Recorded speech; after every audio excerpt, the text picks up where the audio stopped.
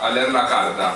El título de la carta está ligado a que vamos a proponer a la Asamblea que se lea en una esquina emblemática de Buenos Aires. Por eso la sexta carta lleva por título En la esquina de defensa e independencia.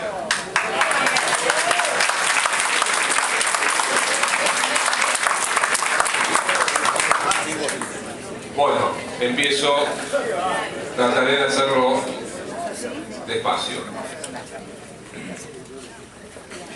No somos mujeres y hombres del escándalo. Nuestras conciencias no son saltimbanquis de la alarma.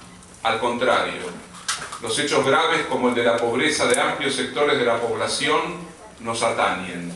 La pobreza atañe el fondo último de nuestros compromisos, la idea de igualdad, nuestras antiguas y recientes militancias. Nos compete, nos atraviesa. Por eso podemos decir, no nos escandaliza. El escándalo es gesto espectacular y ademán avieso. El rostro de los pobres se vuelve superficie de inscripción de llamados evangélicos, sacralidades disponibles, obsceno plano televisivo y objeto de malversación política.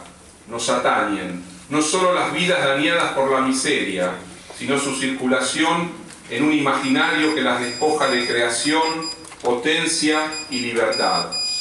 Un presidente que desguazó las anteriores tramas sociales pudo decir: pobres habrá siempre, mientras creaba las condiciones para un inédito hundimiento de los salarios y los empleos. La conmoción del 2001 hizo visibles a contingentes de desocupados que habían encontrado en su exclusión el ímpetu para un descubrimiento de sus propias facultades organizativas y políticas. El gobierno iniciado en 2003 pensó al trabajo como una vía de recuperación de la dignidad para los desposeídos. Expansión del empleo y paritarias fueron las llaves precisas y a la vez el destino utópico. Detenido el ciclo, en la tormenta del mundo, la pobreza se hizo tópico de lo irresuelto. También núcleo rutilante de una confrontación que es necesario deshojar. En una iglesia de Liniers, en los palacios vaticanos, en los palcos ruralistas y en los grandes medios se agitan hilos que provienen del mismo ovillo. Ovillo que es idea. Es posible aunar la mayor riqueza dada por la propiedad privada de ciertos recursos con la asistencia caritativa a los más pobres. Campo y Cáritas, soja y comedor popular. Para que ese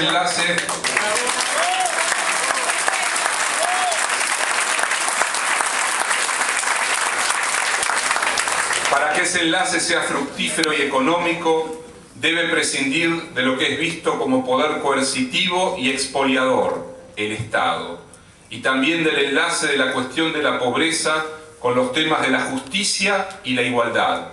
Pobres habrá siempre, para atenderlos está Cáritas. La limosna es la vía celeste para unos y la sobrevivencia menoscabada para otros. Contra ella es necesario volver a situar la defensa de lo público, el engarce de la cuestión social con otros modos de la justicia y la apuesta no a la victimización de lo popular, sino a su recreación política. La justicia pendiente del presente no está ligada a la justicia respecto de un pasado criminal. No está la deuda social impaga vinculada a una renovada reflexión sobre las condiciones de una redistribución del ingreso que afecte no solo a los trabajadores en blanco.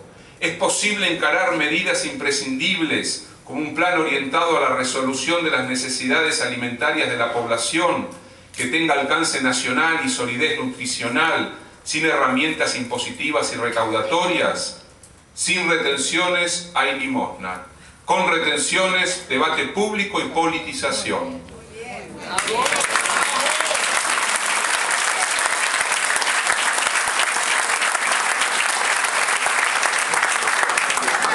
Decir eso parece mala palabra.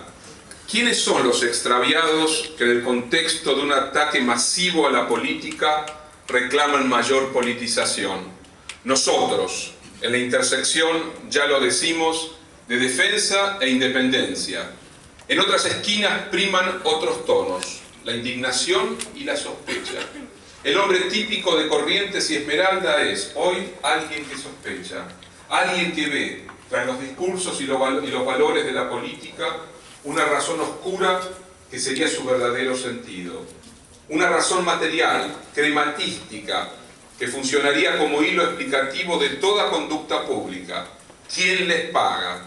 Es el grito de guerra en una Argentina con una larga devastación de las conductas políticas.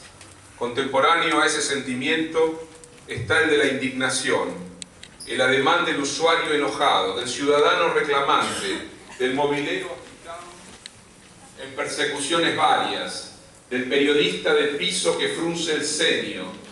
¿Hasta cuándo? Resuena como eco. Entre la sospecha y la indignación se sumerge la vida política del país. Quizás el ejemplo más claro de esto es la mutación de la condición del lector en gritón de los diarios digitales.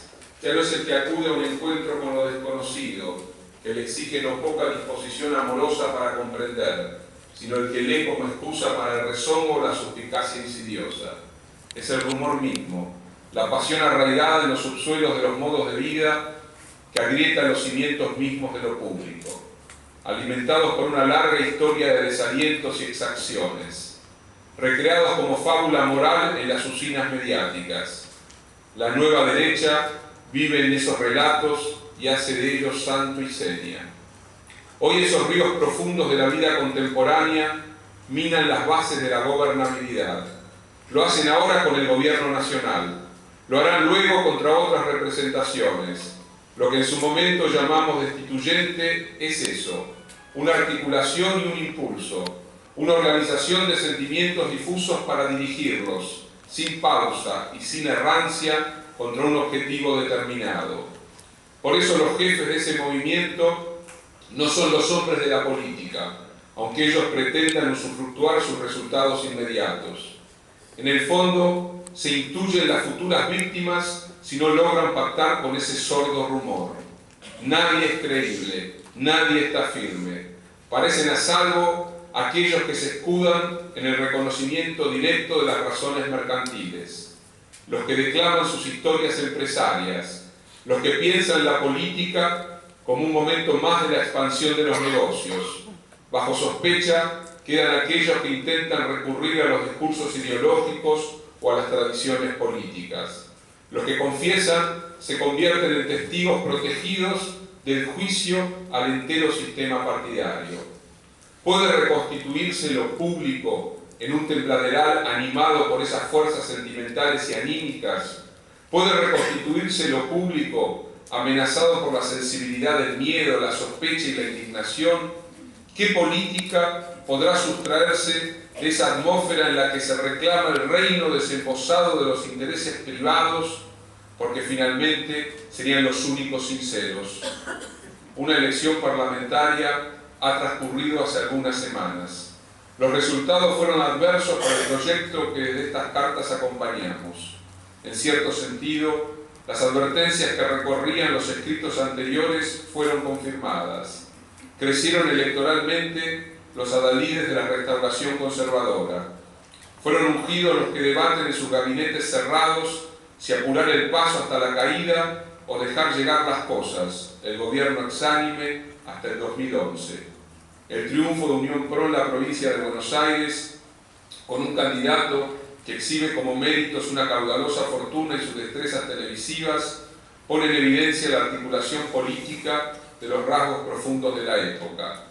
El llamado a la desnuda presencia de las razones mercantiles como latir vital de la actividad pública y la mediatización de la política, convertida en mero apéndice de ficciones publicitarias que toman inspiraciones épicas en una época que, sin embargo, pretende disciplinada por las grandes fuerzas corporativas económicas y se basan en idealizaciones de la vida popular, cuando estamos en un tiempo en que lo popular resiste dificultosamente la segmentación brutal de las experiencias colectivas.